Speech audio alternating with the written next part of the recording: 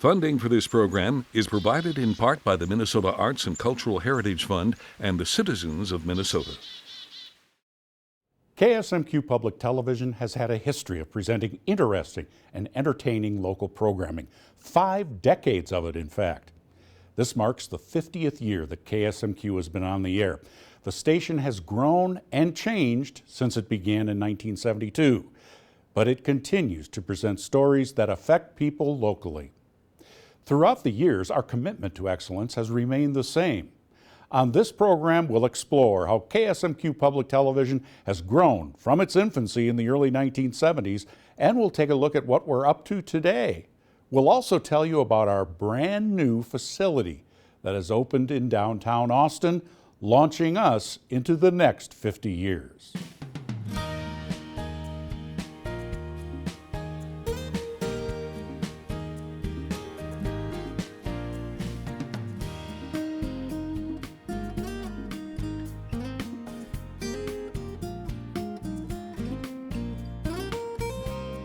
Hello, I'm Eric Olson, President and CEO of KSMQ Public Television.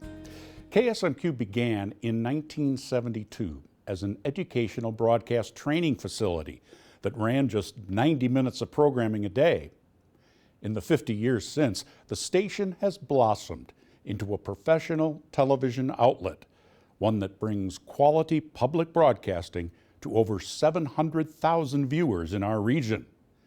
Last year, we broadcast thousands of hours of programming on 4 channels: KSMQ, DW World News, Create, and the Minnesota Channel. Although you can learn about what's going on across the planet from our station, the focus of our productions continues to be on local stories. Join us now as we visit with people who have played an important role in KSMQ's history, helping to shape the station into what it is today. All throughout southern It was a Minnesota. very, very important time to be working for public television because before the 70s, there was no public television station here in this region.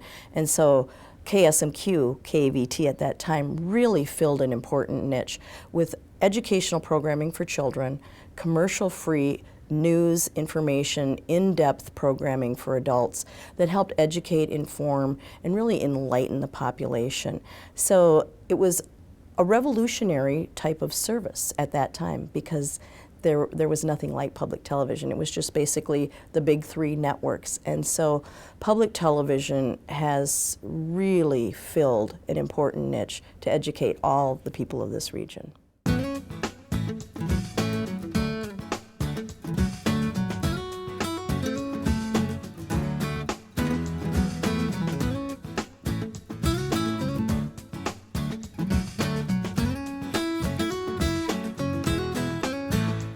Well, I remember when the station started because my dad was very, very excited about being able to see this public television broadcasting, and that's quite a long time ago.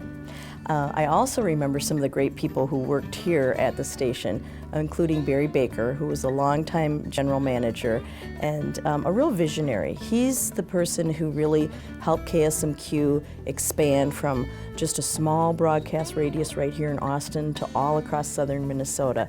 That was a very exciting time for the station.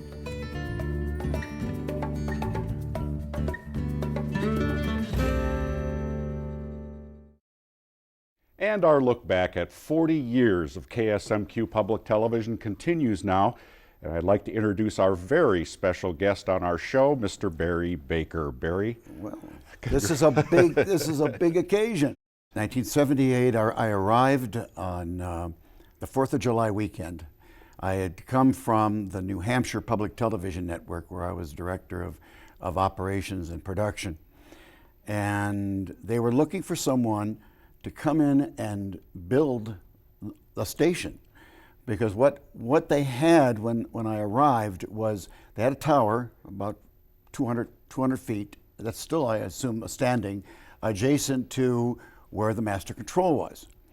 And inside the master control was a very low power transmitter. The purpose of the transmitter and the master control and the little bit of productions that were done there was really to educate and to provide a true hands-on operation for students at the Austin Area Vocational Technical Institute. They called themselves the AAVTI Institute, students that were taking electronics and were going into a broadcast discipline. You don't see much of that anymore. No, it was sort of a lab almost. It was. It was a living lab in the fact that they were on the air, and people within a very small area of around the Austin community could see whatever they were doing. So there was some shows. There were some talk shows, and there was also in the morning a few instructional television programs that were sent out to Independent School District 492, which owned at that time the station. The VOTEC, what it had recently moved away from ISD 492 and became part of the state vocational technical system. But it was still, with its board, the board was still the same board that was running ISD 492. My name is Sue Grove. I live in Austin, Minnesota, actually since 1975. So back in the day, KSMQ was actually owned by the public school system, and this building was part of the public school system.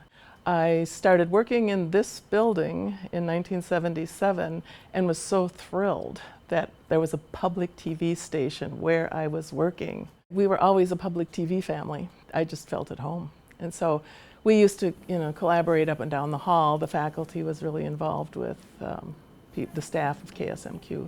And so it was a natural to become a member. So I've probably been a member since the late 70s, and still am. And I've been on the board too. I knew Barry Baker very well and his wife, and we used to socialize here at the college and outside of the college, and he would come to our Christmas parties and he would sing, and he had a fabulous voice, and it was great, but we were like a big family out here. ATI has 26 career suggestions. Radio TV broadcasting may be the one for you. ATI, come along for the pride. I had just been hired here at the Technical College to start the radio TV broadcasting program, and the TV station was about to begin as well. But I was asked to join a group of people that were starting a public television station, and which I thought, gee, that'd be interesting to get started with that, and so I did. And I also, at the same time, I was invited to start a program at Riverland Community College to train broadcasters. So I had that, which was very enjoyable, and it was great to see the students that graduated and have better jobs than I did, I guess. Welcome to Out and About for the month of December. I'm Laurie Weiss, a second-year television student at the Austin Technical College, and I will be your hostess for this month's program. I started working with the schools, the elementary schools, screening programs for them, what they would like maybe to have weekly for their kids and so forth. So it was kind of fun, and in the meantime, we were training students to be camera operators, directors, and so forth. All right, there we are. That's how to do it. Give us a call. The phones are ringing, but we have 10 gals and one guy. Jerry Waleski's here, the football coach at Pacelli's, helping us out. And give him a call. Give all of us a call. I'm Susie Stone, and I am the program manager at KSMQ Public Television. I have been here for 25 years now. I select all the programs that go on our channels. I get to choose a whole bunch of different kind of programs that will serve our area and our region and the people that are watching. I started as a master control operator, and then I went to traffic manager. Then from traffic manager, I went to managing master control, and I did all the hiring and training and of the people who were operators then.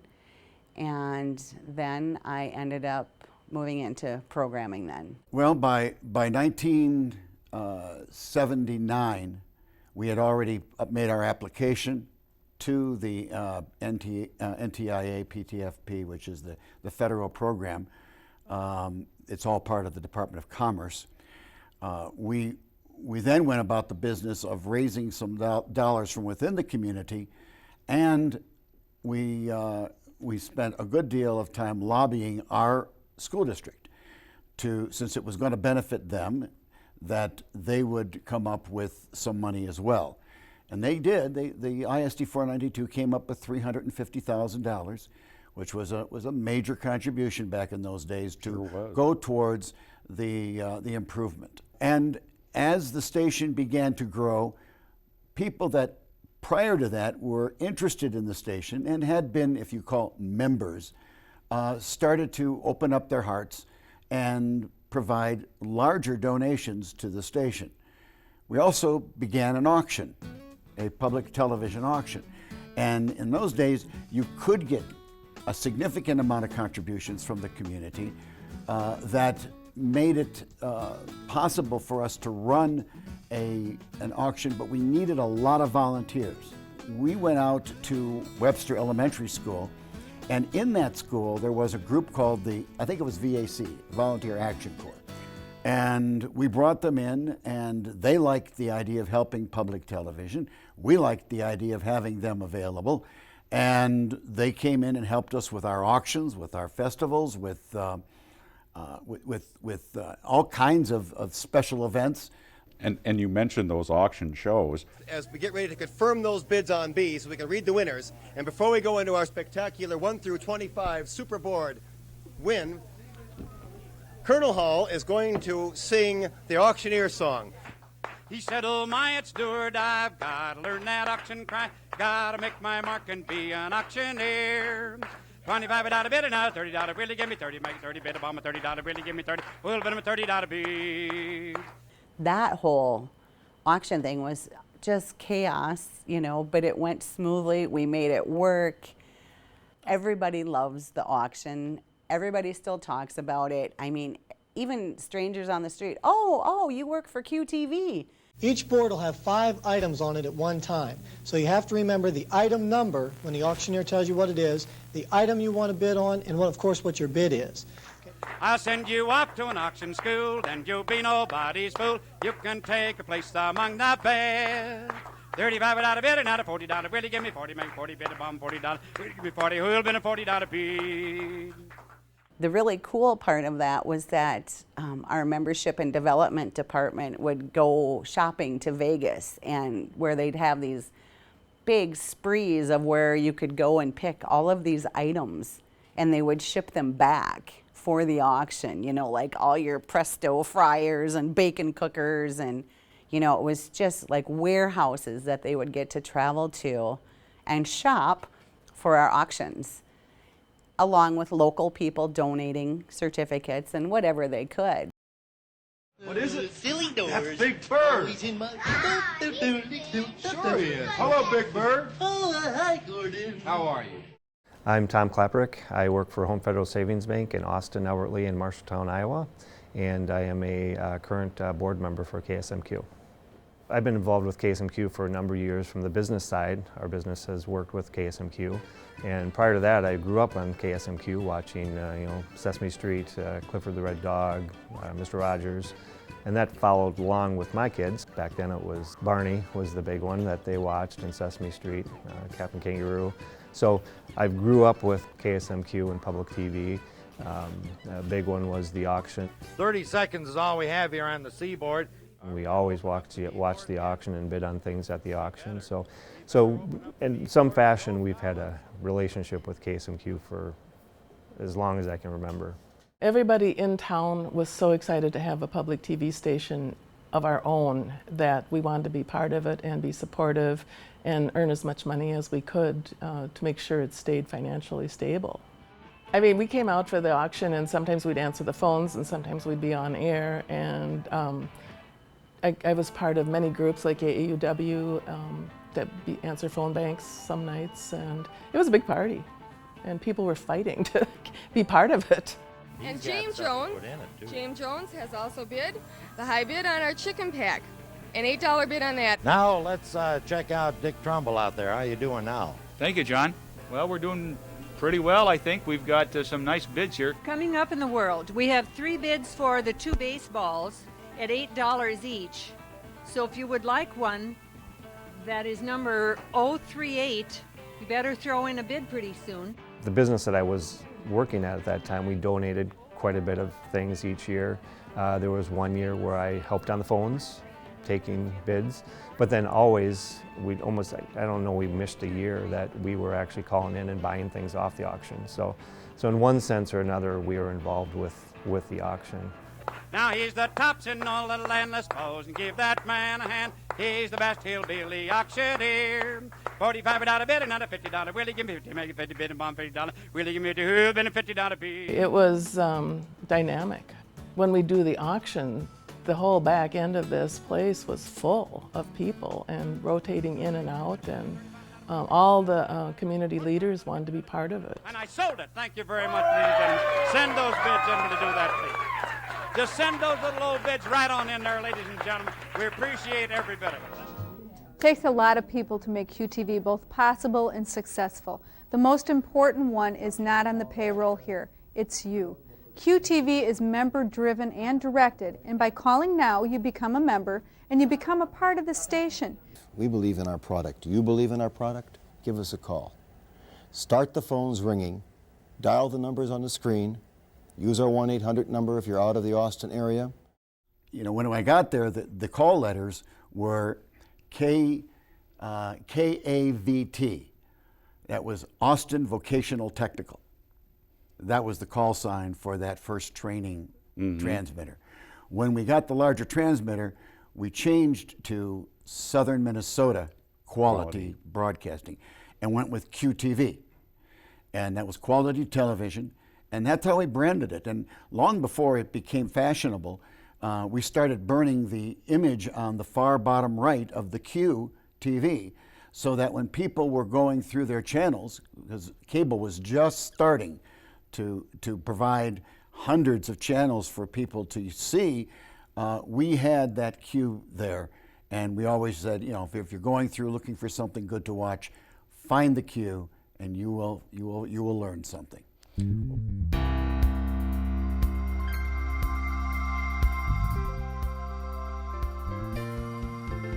We did Cities on the Move. There was a show called The Week. Farming is a business and a key component to our economy. Coming up, Farm Connections will look at the economic realities of operating a farm today. We did a whole slew of connection series. We did pet connections, health connections, vintage connections, where people came and showed their old antiques. We did garden connections, diversity connections, smart money connections. We produced Spanish-speaking Hablando de Todo un Poco. We did Entre Amigos. On the flip side of exports, many entities in our region are promoting buy local campaigns. Main Street was the center of our world. We put together a little program about Austin entertainment at that time.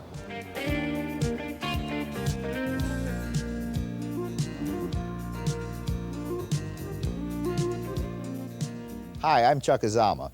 This week on Focus Rochester. It was really busy when I first started here. Everything was run by tape. There was 1-inch reel-to-reels, you know, that you would have to thread through the machines. And but the funny thing with those reel-to-reels is if they came undone or they broke, you would have to quick thread it back, tape it, and continue playing the show. You know, so it was, I mean, you were constantly busy. Everything was on the go, very hands-on. Yeah, we had no automation when I first started.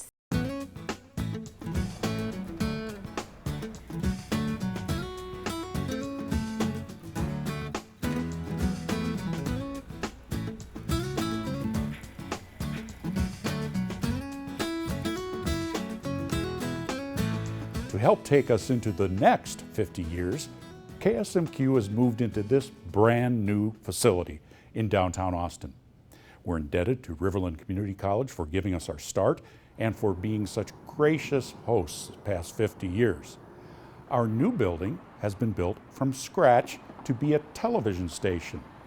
It's in a prominent location on one of the busiest streets in Austin and is designed to be a community hub. Many thanks go to the state of Minnesota, City of Austin, the Hormel Foundation, and to you, our viewers, for recognizing the value of thought-provoking public broadcasting in southeastern Minnesota and northeastern Iowa.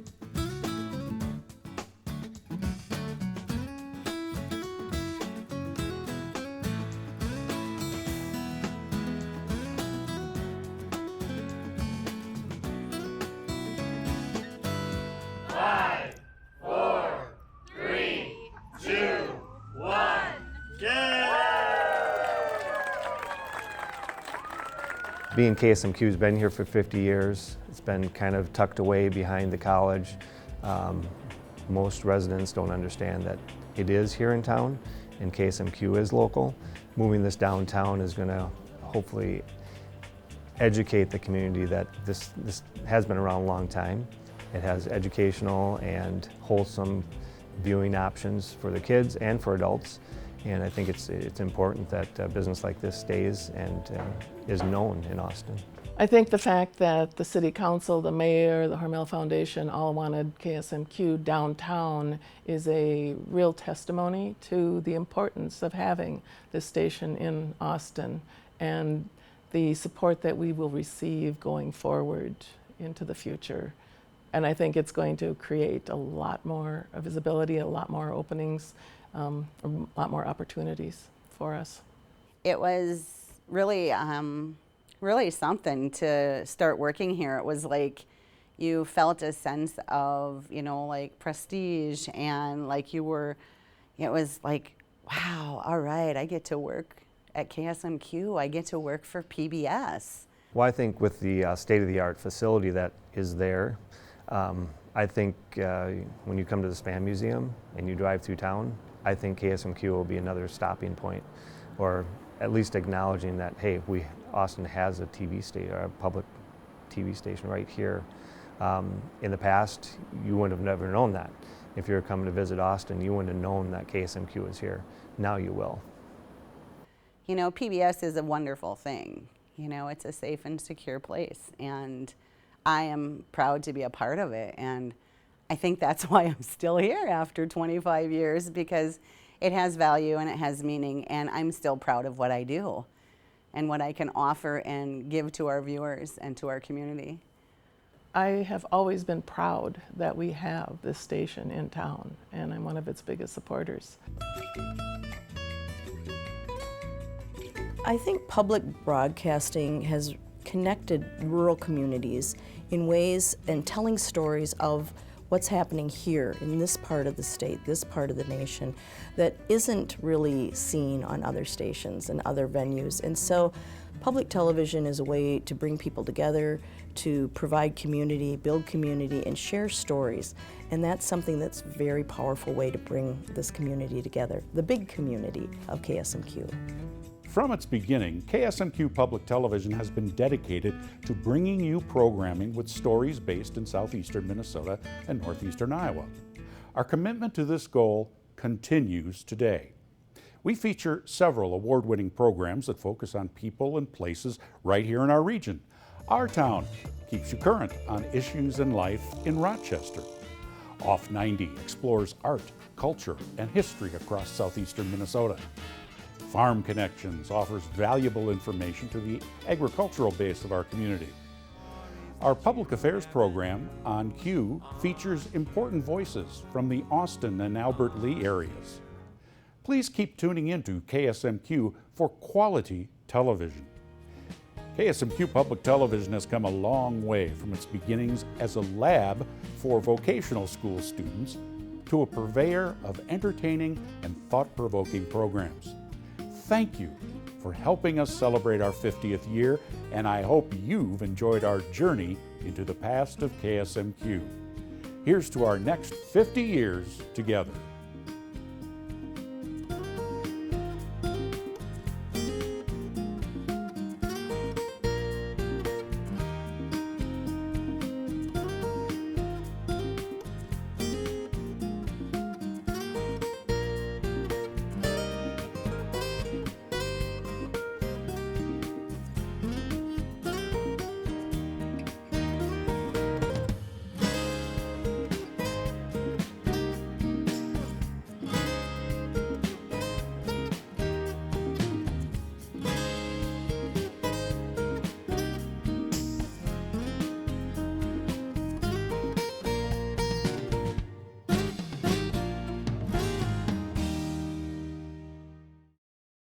Funding for this program is provided in part by the Minnesota Arts and Cultural Heritage Fund and the citizens of Minnesota.